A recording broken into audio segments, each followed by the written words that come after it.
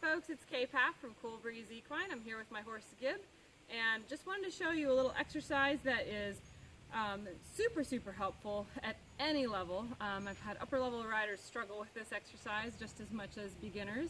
You can make it as challenging or as simple as you want to make it. We're going to keep it pretty simple today and just keep it in walk. We might get to a little bit of trot. We'll see how he does with it.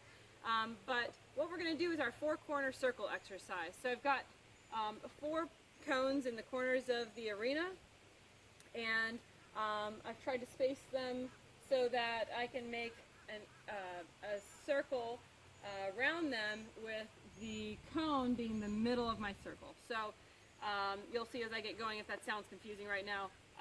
I just want enough room. I want the cone to be far enough away from the edge of the ring that I can make an equidistant circle from that cone all the way around. So this exercise is super helpful with balance, with establishing bend, with working on rhythm and tempo. In the corners, it can be really easy to lose our rhythm and lose our tempo just because the horse has to work a little bit harder, so they tend to want to slow down a little more rather than just reaching underneath themselves a little bit more. So you're going to see me, I'm going to try to get him to really use his inside hind in the turns to push off that leg and propel him around the turn so that we don't lose rhythm throughout the turn, and then ride a nice straight line to the next corner. Now what I like to do, and again this is where you can make it as easy or as difficult as you want, so if you're a beginner you're just going to ride the rail to the next corner. If you're a little bit more advanced, try and ride just off the rail to the next corner to test and see, can you actually keep your horse straight without the rail keeping your horse straight. So I'm going to go ahead and start and kind of give you a little demo on this. Right, you ready? He's been standing for a minute. I'm going to get his attention, get him focusing on me. All right, good boy.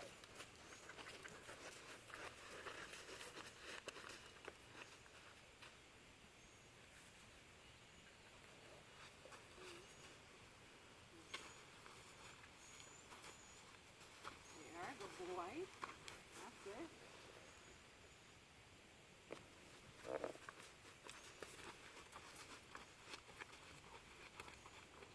So I just want to establish my rhythm first before I start any circles. The horse is staying in a scary barrel in this corner here, so I'm going to stay a little farther from the rail than I will the next few times, just to give him a chance to see those barrels, not overwhelm him. So this circle is not going to be equidistant from the cone. And one of the ways you can make this challenging is to do it bareback like I am. This is a way harder bareback than with a saddle. But you get a lot of benefits.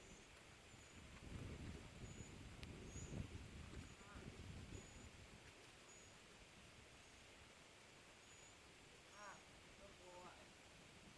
So, for starters, I'm just going to do a couple of circles, one each direction, just to get my horse more, pay attention to me because he was standing there. There we go, good boy. We were just working on a different exercise, now we're kind of switching gears. You can do this in a hackamore like I'm doing today, or you can do it with a bit and bridle. I encourage you to try it with both. Good boy, there we go. So I want my horse to maintain even, steady bend around these corners as well. So my outside rein is going to help to control some of that bend. Gib likes to overbend, and this is a really good exercise to correct that. Alright, so now I'm going to try and ride my straight line without changing my rhythm, Gibby, down to the next corner. Because he's wiggling all over, so that's why we're doing this exercise.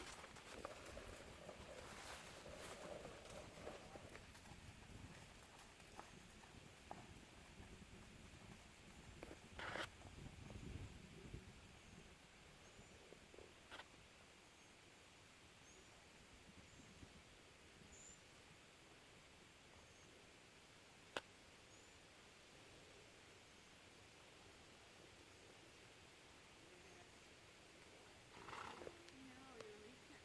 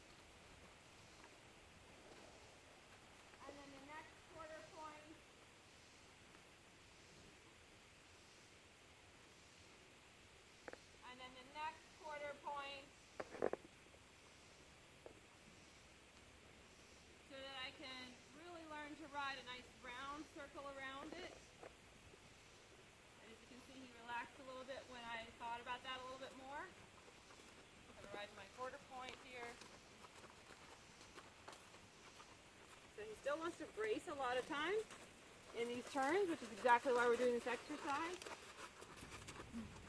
When I ask him to use his inside hind, sometimes he wants to scoot forward rather than reaching up and across with it. Good boy. So I'm going to go ahead and change direction now. We've gone all the way around on this right rein. I'm going to change direction across the diagonal and ride to the next corner.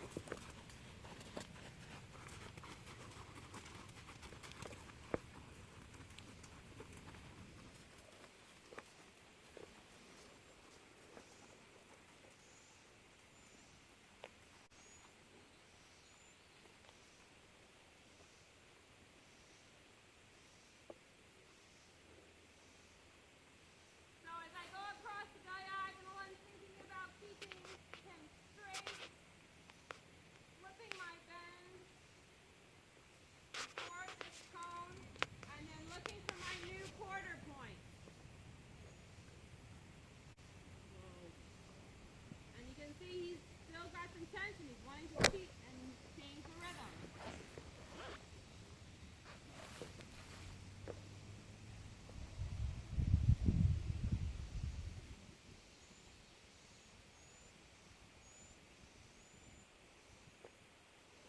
And so I'm going to add a little thing here that's outside of this typical exercise, but you can add this anywhere in your exercises if you need to. I'm going to ask you to call square, back up, straight, not crooked, back up, straight,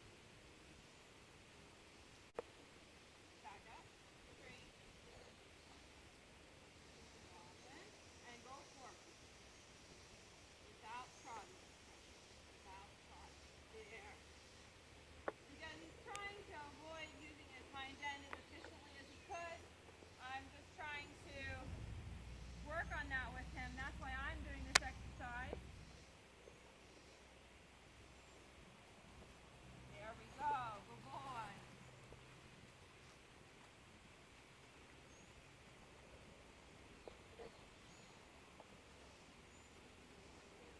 Boy, much better.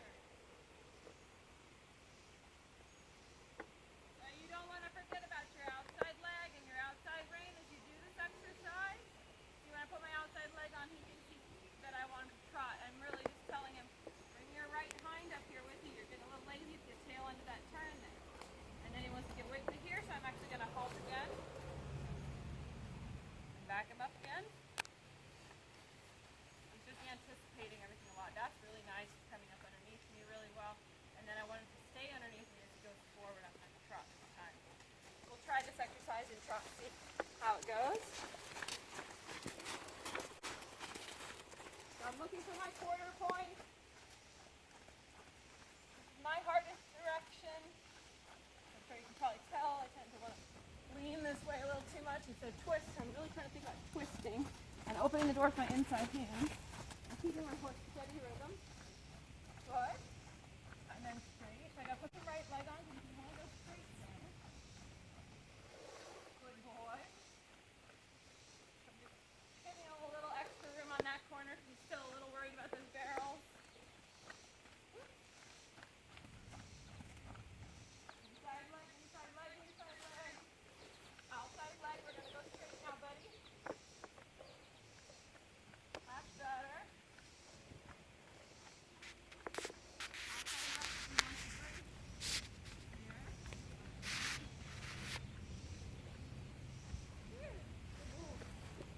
Quarter points. Counting my rhythm.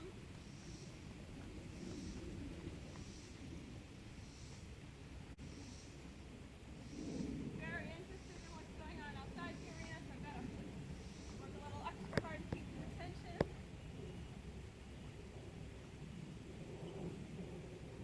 Okay.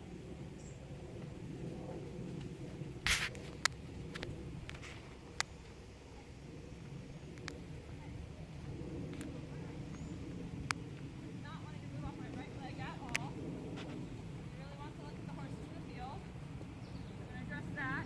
Good. And then proceed forward. Anytime you have something like that pop up, deal with that first. And then go forward. Good boy. Come back to walk. Flat. Walk. Walk. Walk. Walk. Walk. So I'm putting my right leg on to tell him I do not want him to fall to the outside and overbend to the left. And because I keep putting my right leg on, he's wanting to continue jigging. You'll see here. There. He thinks he can only go forward and walk as he throws his barrel and shoulder to the right.